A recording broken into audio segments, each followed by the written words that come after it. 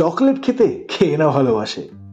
সেই সুন্দর সুমধুর বাদামি জিনিসটা মুখের ভিতর গিয়ে যে স্বর্গীয় স্বাদটা ছড়িয়ে দেয়, সেই স্বাদের অনুভূতি ছোট বড় সকলেই কম বেশি আমরা পেয়েছি। কিন্তু আজকে যদি আপনাকে বলি 2050 সালে চকলেট শেষ হয়ে যেতে চলেছে, শক পাবেন, আটকে উঠবেন। দাঁড়ান, বিশ্ব উষ্ণায়নের প্রভাব যে কতটা গভীরতর, জ্ঞানী মঙ্কের আজকের এপিসোডে চকলেট দিয়ে আমরা সেই আলোচনাটা করব। পৃথিবীর মাত্র 2টি দেশ আছে যারা সমস্ত পৃথিবীর লোকে যে পরিমাণ চকলেট খায় তার বেশিরভাগটাই চাষ করে। এই 2টি দেশ হলো পশ্চিম আফ্রিকার ঘানা আর আইভরি কোস্ট। এছাড়াও রয়েছে দক্ষিণ পূর্ব এশিয়ার আরও একটি দেশ, ইন্দোনেশিয়া। কিন্তু শুধু এই দেশগুলিতেই কেন কোকোয়া চাষ হয়? কারণ এদের ভৌগোলিক অবস্থা নিরক্ষরেখার 20 ডিগ্রি উত্তর থেকে 20 ডিগ্রি দক্ষিণ অক্ষাংশ পর্যন্ত অঞ্চলের জলবায়ু কোকোয়া চাষের জন্য একেবারে আদর্শ। গাছটির বৈজ্ঞানিক নাম থিওব্রোমা ক্যাকাও, আর এর বীজ থেকেই চকলেট তৈরি হয়। এই গাছের জন্য সবচেয়ে জরুরি হলো বাতাসে জলীয় বাষ্পের উপস্থিতি।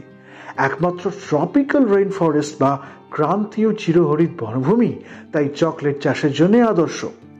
কিন্তু বিজ্ঞানীরা বলছেন 2050 সালের মধ্যেই পৃথিবী থেকে চকলেট ফুরিয়ে যেতে পারে, বিলুপ্ত হতে পারে ক্যাকাও গাছ। তার মূল কারণ, হ্যাঁ ঠিক ধরেছেন, গ্লোবাল ওয়ার্মিং বা বিশ্ব উষ্ণায়ন।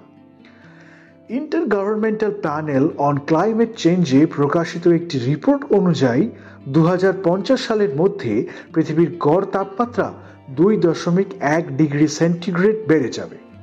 প্রচণ্ড গরমে জল খুব তাড়াতাড়ি বাষ্পে পরিণত হওয়ার ফলে বাতাসের আর্দ্রতাও কমে যাবে। বাতাসে জলীয় বাষ্প কমে গেলে আর কোকোয়া চাষ হবে না। ফলে বেঁচে থাকার প্রয়োজনীয় রসদের অভাবে বিলুপ্ত হতে থাকবে গাছগুলো। চকলেট হারিয়ে যাবে পৃথিবী থেকে। বিজ্ঞানীরা তাই এই গাছে এমন জিনগত রূপান্তর আনতে চাইছেন যাতে ওরা বেশি তাপমাত্রায় বেঁচে থাকতে পারে। আগামী দিনে এই বিজ্ঞানীরা এমন গবেষণায় সফল হলেও হতে পারেন। তবে এটা ঠিক, এখন থেকে পরিবেশ সম্পর্কে সচেতন না হলে ভবিষ্যতে সত্যিই হয়তো আর চকলেট খেতে পারবে না কেউই।